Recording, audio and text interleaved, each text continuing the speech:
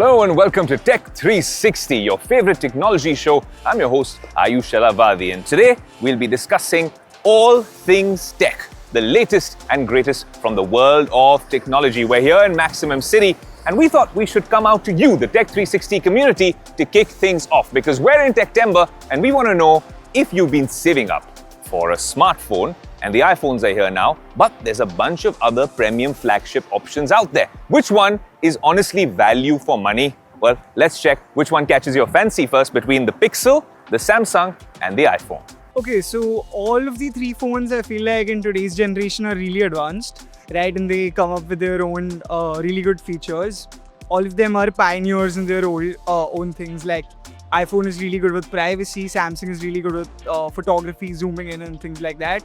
But I feel like I've always been an iOS user and I've always been using Apple products. So I feel like I've been a part of the ecosystem.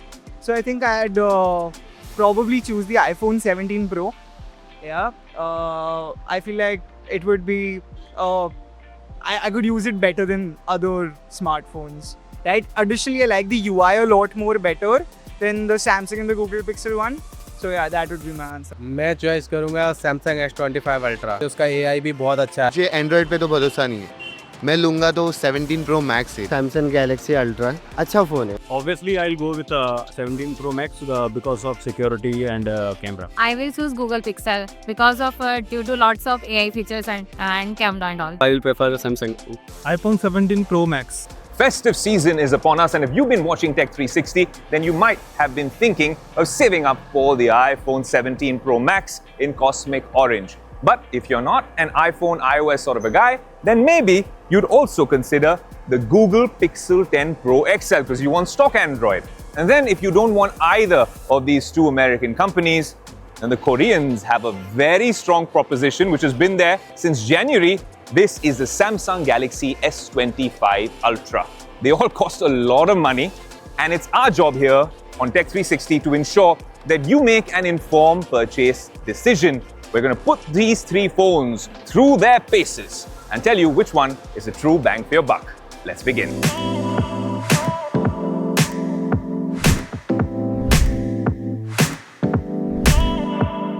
If you're spending so much money on a flagship, then you want battery life and you need juice to last the day. So what we did here on Tech360 is we charged all devices to 100% in the morning. I've been shooting through the day and now I have my findings and I can conclusively say that the iPhone 17 Pro Max is the winner in this department. So all marks go to them. I'll explain why after I tell you about the consolation prizes. The S25 Ultra is probably the best you can get on Android, but it's still Android and it's still a bunch of different vendors trying to come there and put up this Marvel Avengers sort of superhero approach. Maybe this doesn't work when you want battery life. That's why when you have everything under one roof, literally, with the A19 Pro, that's Apple Silicon doing all the work. And when I say A19 Pro, I mean that this now being an aluminium body comes with a vapor cooling chamber. A lot of the stuff works in terms of thermal management. Basically, if you're buying a flagship device currently in the market in 2025, if you're going to your chacha and your chachi and asking them for a Diwali gift, battery-wise, the iPhone 17 Pro Max is the ultimate winner. Now, if you're spending so much money on your smartphone, then you want a really good camera. This one's a little complicated. Let me break it down for you. If you're talking about still images, a lot of us are passionate budding photographers, smartphone photographers, and these things with their computational photography algorithms can do a lot.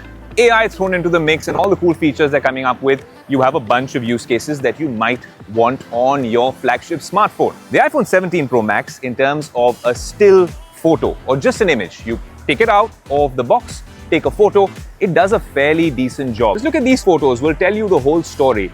The Pixel does use a little bit of machine learning and AI to sharpen the bus number. The iPhone's literally done what my eye is seeing. And then the Samsung Galaxy S25 Ultra, which is known to have a very good camera, is trying to get this shot, but there's a little bit of flicker. It could be me holding it with a little tremble in my hand because I have nearly 4 lakhs or 4.5 lakhs rupees of phones in my pocket. But comparing all of them, the reason I say it's not that easy is because still images wise, if you want the best output and you have only one shot, I personally think that the Pixel has always been the undisputed king. The 17 Pro Max does a great job at portrait shots, trying to show you what you're actually seeing. Not much enhancement unless you're adding one of those styles. The Samsung, for me at least, for still images, over sharpens, over saturates. It still gives you a beautiful image. So if you're not signing up for a photography contest, if you just ask a layman about which red bus photo that Aayush took looked the best, probably they say Samsung, but that depends on what they like. If you ask me, I think the Google Pixel, with all the wizardry it does with AI, does the best job. But if you ask a majority of people, they'd like the iPhone. So in terms of still photos, it really depends on what color palette and color science you actually prefer. Now, if it comes to videos, then things get a little more interesting. Now, the Samsung does a bunch of things in video which are unparalleled. People have tried to make movies with this as well, but all of that actually began with the OG. For me, to make any content, and I've said this before, the Pro lineup of iPhones does the best job. This year now, across the iPhone 17 lineup, the fact that I have dual capture as a content creator, the fact that I can now shoot on the selfie camera with a square sensor, all those things have really upped the ante when it comes to iPhones even more. Stabilization on 4x, on 8x, sensor shift. This is a pro filmmaker's dream. Then again, the Samsung S25 Ultra is also fairly decent because it has great zoom capabilities. The lenses, the sensors work. In low light, it performs well as well. Video-wise, I'm not a huge fan of how the Pixel takes videos. It is totally dependent on what you seem to like in terms of output. Image and video, all of them are great devices. I personally think that the iPhone is great in terms of video and the Pixel is fantastic in terms of photo. Lovely weather here in Mumbai, and also gives me a chance to understand how the light's falling on these devices and what these displays are all about. Now, if you look at the iPhone and the Samsung, theoretically it's one thing, practically it's something else. Theoretically, the Google Pixel is supposed to have the maximum nits of peak brightness. If that confuses you on a spec sheet, we don't talk spec sheets here on Tech360. We tell you what it's like in the real world. It's supposed to be the most bright, then comes the iPhone, which is the second most, and the third most in theory is technically the Samsung. But let me tell you what I actually see. It's not only about nits of peak brightness. What about the quality of the display? What about the way it recreates the image, the saturation, the vibrancy? Samsung might not have the best display on paper, but if you look at the image, it is probably the best. Companies like Samsung and LG provide these displays to other companies as well. So when you're talking about displays on a flagship smartphone, overall output, refresh rate, and the overall look and feel of that display and what it means for your battery, I think there's one clear winner. For good reason, it's the Samsung. Let's test some more. Companies are investing so much money in chipsets, and companies like Apple and Google, being housed in the USA, want to build their own chip or their own silicon. Google did that with the G5 this year. Apple has been building on silicon for a while. The A19 Pro, what they call probably their most efficient and powerful chip yet. And then Samsung's doing it a little differently with what they're doing with the Snapdragon 8 Elite, which is built for Galaxy. Now, how did they perform on the benchmarks? Listen, we want to do this in practice. Theoretically, yes, what this chip does is theoretically on top. What this one does is great as well, this one not so well. Here, practice and theory are very similar. In terms of performance and no overheating, the iPhone did fantastically well. And the Samsung matched it in every aspect, whether you're playing a game, whether you're recording 4K video, editing graphics as well. Somewhere, somehow, the G5 on the Google couldn't keep up. So while this isn't as flagship-esque as it was promised, it still gets the job done. But if you need to edit high-end videos, use graphics, play a lot of games, then probably the Samsung is your best bet. But if you're in the Apple ecosystem, because of everything they've been doing with their silicon and their vapor cooling, these two are comparable. They match up, but the verdict is still to come. Is it me, or is everything looking orange nowadays? Cars, smartphones, maybe my next jacket, but that brings me to design and ergonomics. Starting off with the iPhone, I will actually save my verdict for the end of this particular segment. Let's start off with the Samsung. And in terms of design, if you don't like it, then you're never going to like a Samsung device because it looks so plain.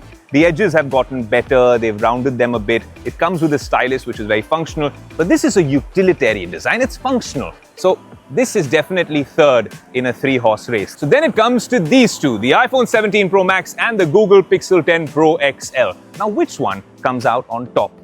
A lot of people will be fascinated with the iPhone and it looks great with these orange colors.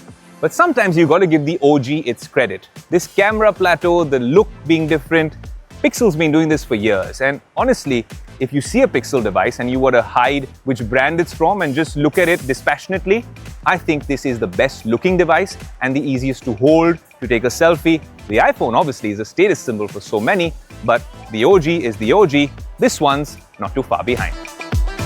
It's been a hard day's night and I've been working like crazy with some battery left on all three devices to put together this segment for you. If you want to make an informed purchase decision of the top flagship to buy in September, this is it and this is the verdict. If you want to share this with your friends, fast forward to this particular part of the video now. iPhone 17 Pro Max, the Google Pixel and the Samsung Galaxy S25 Ultra. Which one comes out on top? You've seen a bunch of factors, but let me tell you that the Pixel is incredibly expensive for the package you're getting. At 1,25,000 rupees, it's already competing and breathing down the neck of the S25 Ultra when it comes to shelling out the big bucks. Not too far away from an iPhone as well. So that is where the Pixel becomes a little tricky. Maybe pricing needs to be fixed, and we've been saying this for the past 6 or 7 years. Then it's these two devices right at the top. If you look at all of our tests dispassionately, and money being no bar, the iPhone comes out on top without a doubt. But if you don't want to be in the ecosystem, you don't buy that argument that you need to buy an iPhone and then AirPods and then an iPad and then it just goes on endlessly.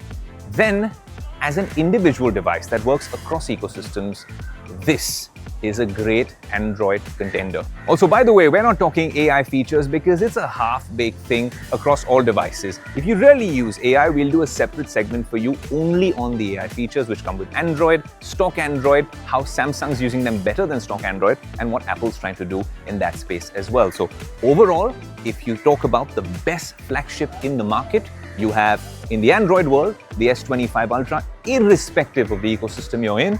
And if you're well entrenched in the Apple ecosystem, the iPhone 17 Pro Max comes out on top.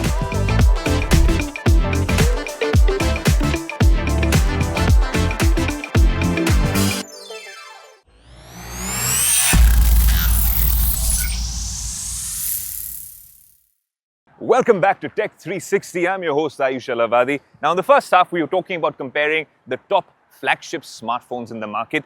And now we're getting to a very important topic. Actually, I was hosting a session at NDTV's flagship event, NDTV Yuva, a few days ago. And I had the good fortune of hosting a session on how AI and technology is impacting the mental health of Gen Z and millennials. Fascinating insights. In fact, here's a snippet from that session. Ladies and gentlemen, good afternoon. We know exactly what we've been talking about, which is mental health and well-being. Isn't it refreshing and encouraging now that we can speak about this openly, unfettered, and have these conversations? You're right. I think the biggest change that we've seen and that I've personally seen in my practice after working for 23 years in this field is far more openness and acceptance of mental health. My mom's a doctor, and I remember when I used to go to her clinic for any sort of treatment, or I thought I had a problem, I used to Google it before I went there. So much before ChatGPT and Gemini, she had a board outside which said, if you've Googled this already, then you can cancel your appointment. Because a lot of young millennials like me were doing the same. Now it's the age of AI. How many of us have used AI? When I say AI, I mean ChatGPT or Google Gemini or Perplexity to have a conversation about our emotions in a safe space. Quick show of hands. So there's a fair set in the audience. Some of you all probably don't want to raise your hands in public, but I feel you. While there's pros and cons, right? The pros are that we have a safe space, or what we think ostensibly is a safe space. And then the cons are the kinds, the wrong set of news that we've been getting from around the world. Someone's taken it too far, someone's taken it too literally, and someone's done something which is unfortunate. These are the perils of using technology to take well, pick up the role of a medical professional? Two magic words that I always bring up is poor acceptability and adaptability. And for me, these are the two pillars of strength for resilience. And today we are seeing a lot of, like you were saying, a lot of this generation is finding it difficult to adapt to situations, to mental health concerns and things like that. So coming back to the AI, so I have a lot of my young clients, right, who will actually openly share with me their chats that they've had on ChatGPT, where they've used that to kind of voice their thoughts, feelings, and emotions. And I've read some of the chats and the responses that they come back. It's all algorithms that come up, and it's not sometimes showing the mirror. So I think the first step, if you're still unsure, or you're an individual or a parent, come to us as a psychiatrist, because we then will tell you whether your depression or what you're feeling or your moods that you're going through is something because of an external situation, a situation at home, a toxic environment at your workspace. So depression, just as an example, at its clinical best, is a serotonin imbalance in the brain. And you can't fix that with just talk therapy or ChatGPT and counseling. Sometimes, unfortunately or fortunately, we have to use medication. Yeah. When I talked about AI being an enabler, it wasn't about replacing counseling. What I was saying is that there is a lot available to regulate your emotions, to actually get into a healthier lifestyle. No, you're right. You know, honestly, everyone's talking about AI because there's so much pressure from investors and society and everyone to use AI in some form. But from a tech perspective, there's machine learning algorithms that have been working. The latest products launched at Apple, the Apple Watch for one. I was talking to a doctor recently on the show, and it has hypertension alerts. It has a sleep score now, a recovery score. You know, you can judge what your blood oxygen's like, ECG, arrhythmia, heart rate notifications. You can use technology for good. Can always be the good one there. But tell me, if there are certain changes or tweaks that you can make to your lifestyle, and I'll come to the other panelists as well, what is it that you would do from the prism of social media differently to probably lead a healthier lifestyle, physically and mentally? Firstly, content creators take a lot of pressure upon themselves. I've grown without putting that pressure on myself. If I have to take 4 days off and not post, I will take those 4 days off. If I need to recharge, I will recharge, and it's okay. I think it's non-negotiable that you need to sleep. You need to regulate that sleep. Fitness has to be a part of your lifestyle. I'm on social media as well. I put out content when I want. But I think you have to reach that point in your life where you don't regret not being out there. That's your space. You'll have to figure it out. Some mistakes will happen.